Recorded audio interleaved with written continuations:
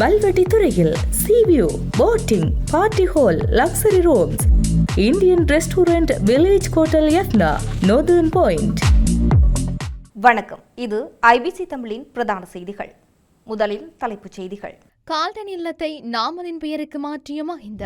விரைவில் சீரமைக்கப்படவுள்ள நீர்கொழும்பு சிறைச்சாலையின் சேதமடைந்த சொத்துக்கள். அனுரவின் தீர்மானத்துக்கு எதிராக அதிரடியாக களமிறங்கிய எதிர்க்கட்சிகள். பிரித்தானியாவில் கடலில் மூழ்கி பலியான இலங்கை இளைஞன். கோட்டாவின் முன்னாள் செயலாளருக்கு மீண்டும் விளக்கமறியல். இசாரா செவ்வந்திக்கு முகப்பரிசோதனை, பரந்த கோரிக்கை.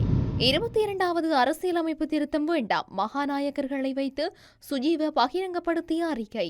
தொடர்பான விரிவான செய்திகள்.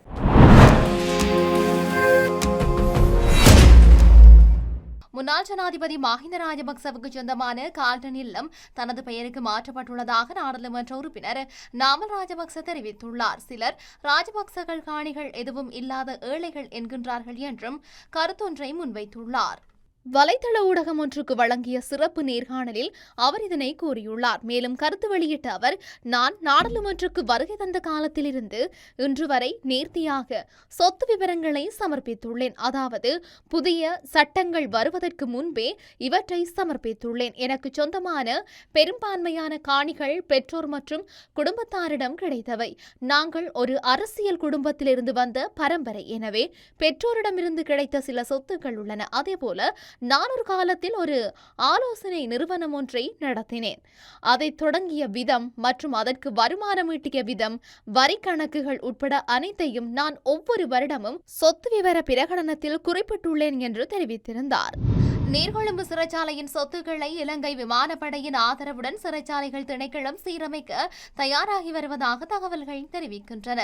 கைதிகளிடையே ஏற்பட்ட கலவரத்தின் போது சேதமடைந்த சொத்துக்களே இவ்வாறு சீரமைக்கப்படவுள்ளன. சிறைச்சாலையின் சொத்துக்களுக்கு ஏற்பட்ட சேதங்களை மதிப்பிடும் பணி தற்போது நிறைவடையும் தருவாயில் உள்ளதாக சிறைச்சாலைகள் திணைக்களம் தெரிவித்துள்ளது. இதற்கிடையில் வர்த்தமானி அறிவிப்பின் மூலம் மீண்டும் அதிகாரப்பூர்வமாக சிறைச்சாலை அறிவிக்கப்பட்டுள்ள முன்னாள் போகமரா சிறைச்சாலையில் நடைபெற்று வரும் புனரமைப்பு பணிகள் இறுதிக்கட்டத்தை எட்டியுள்ளன. அடுத்த வார தொடக்கத்திலேயே கைதிகளை இந்த இடத்திற்கு மாற்று பணியை திணைக்களம் மேற்கொள்ள எதிர்பார்ப்பதாக தெரிய வருகின்றது. நீதியரசர்களின் ஓய்வு பெறும் வயதை நீட்டிப்பதற்காக முன்மொழியப்பட்ட சட்டமூலத்திற்கு எதிராக அடுத்த வாரம் சட்ட நடவடிக்கை எடுக்கப்படும் என்று முன்னாள் அமைச்சர் GL பீரிஸ் தெரிவித்துள்ளார். இன்று காலை ஊடகங்களிடம் கருத்து தெரிவிக்கும் போதே அவர் இதனை குறிப்பிட்டிருந்தார். நீதியரசர்களின் ஓய்வு பெறும் வயதை நீடிப்பது குறித்த அரசாங்கத்தின் முன்மொழிவு பற்றி பிரித்தானிய உயர் ஆணையாளருக்கு தெரிவிக்க கூட்டு எதிர்க்கட்சியின் பிரதிநிதிகள் நடவடிக்கை எடுத்திருந்தமை குறிப்பிடத்தக்கது. இந்த சந்திப்பின் பின்னர் ஊடகங்களிடம் பேசிய GL பீரிஸ், நாங்கள் அடுத்த வாரம் நீதிமன்றத்திற்கு செல்வோம். இந்த பணியால் தேங்கியுள்ள வழக்குகளின் தேக்கத்தை இது தீர்க்காது என்பதை உயர் நீதிமன்றத்திற்கு எவ்வித சந்தேகமின்றி புரிய வைப்போம். மொத்த வழக்குகளில் 1% மட்டுமே உயர் நீதிமன்றத்திலும் மேன்முறையீட்டு நீதிமன்றத்திலும் உள்ளன. நாங்கள் இந்த நாட்டிற்கான பிரித்தானிய உயர் ஆணையர் ஆண்ட்ரூ பேட்ரிக்கை சந்தித்தோம். இலங்கை நீதித்துறைக்கும் பிரித்தானிய பொதுநலவாயத்திற்கும் இடையே மிக நீண்ட மற்றும் ஆழமான உறவு இருந்து வருகின்றது. இன்று எங்கள் நாட்டில் நடப்பவற்றை எங்களால் நம்ப முடியவில்லை என்று அவரிடம் கூறினோம்.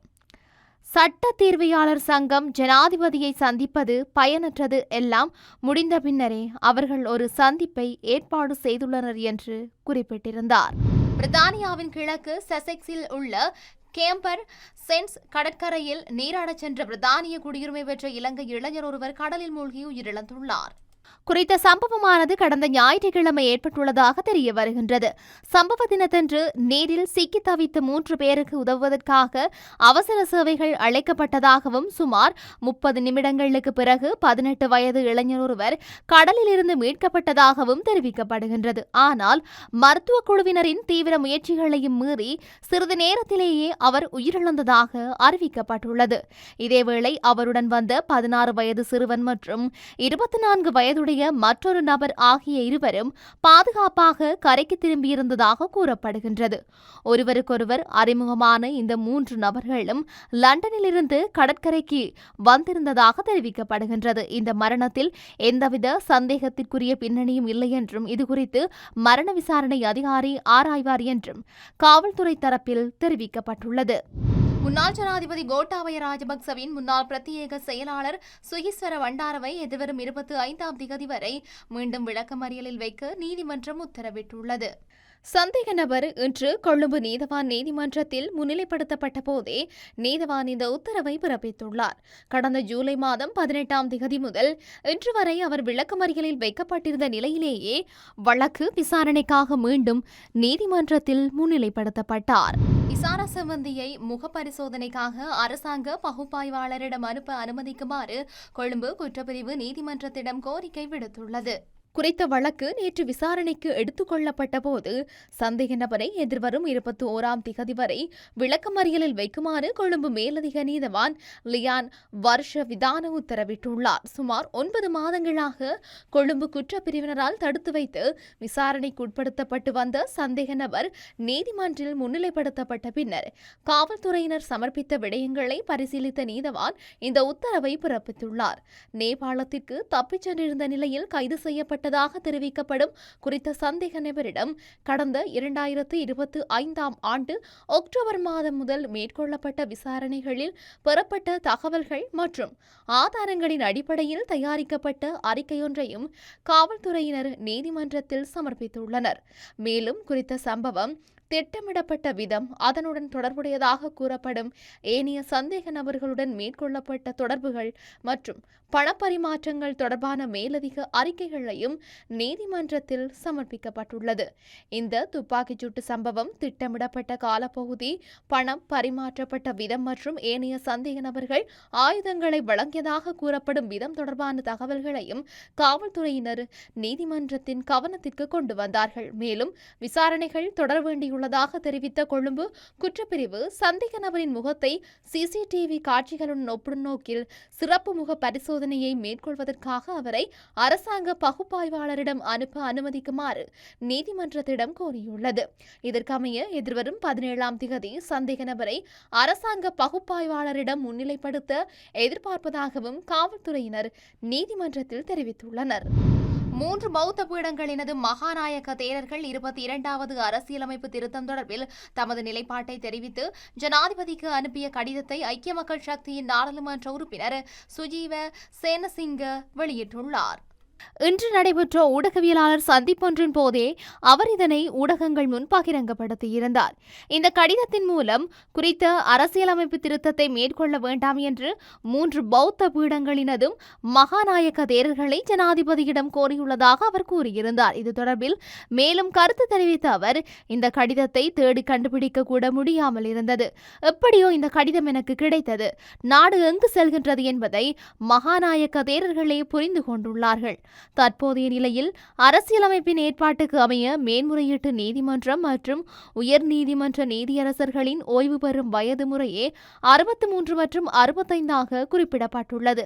அந்த வயது எல்லையை அதிகரிப்பதற்கு அரசாங்கம் இவ்வாறு செயற்படுவது பொருத்தமானது அல்ல என்பதே எமது நிலைப்பாடாகும் என்றும் அவர் குறிப்பிட்டிருந்தார். செய்தி நிறைவாக மீண்டும் தலைப்புச் செய்திகள். கால்டன் இல்லத்தை நாமலின் பெயருக்கு மாற்றிய மஹிந்த. விரைவில் சீரமைக்கப்படவுள்ள நீர்கொழும்பு சிறைச்சாலையின் சேதமடைந்த சொத்துக்கள். அனுரவின் தீர்மானத்துக்கு எதிராக அதிரடியாக களமிறங்கிய எதிர்க்கட்சிகள். பிரித்தானியாவில் கடலில் மூழ்கி பலியான இலங்கை இளைஞன். கோட்டாவின் முன்னாள் செயலாளருக்கு மீண்டும் விளக்கமறியல்.